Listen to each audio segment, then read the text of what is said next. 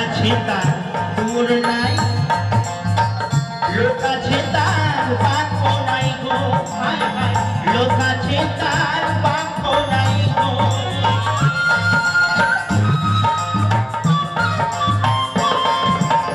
ঘর আছে তার